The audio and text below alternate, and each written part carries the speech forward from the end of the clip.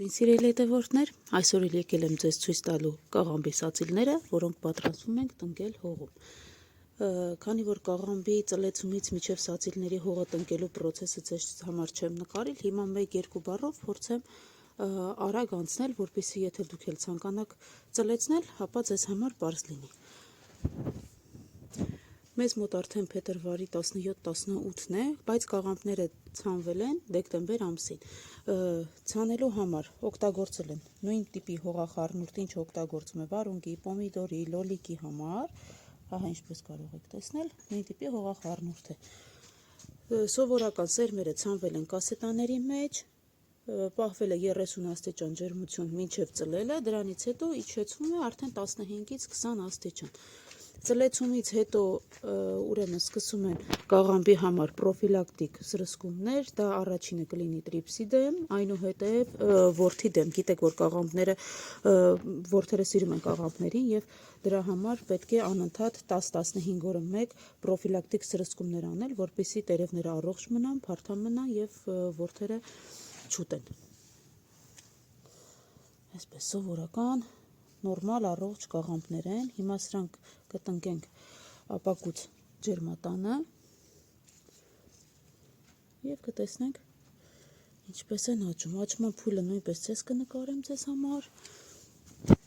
Մի փոքր հատված արդեն տնկել ենք, հիմա կգնանք դա էլ ձեզ ցույց կտամ եւ միջև որ սրանք էլ արդեն նորից կտնկենք։ Տեսնենք ինչպես են։ Շատ լավ վիճակում են այս պահին կաղամբները։ Տնկելուց հետո պետք չէ որևէ սրսկումներ անել, մի քանի օր, մինչև որ արմատային համակարգը կպնի, սկսի աշխատանքների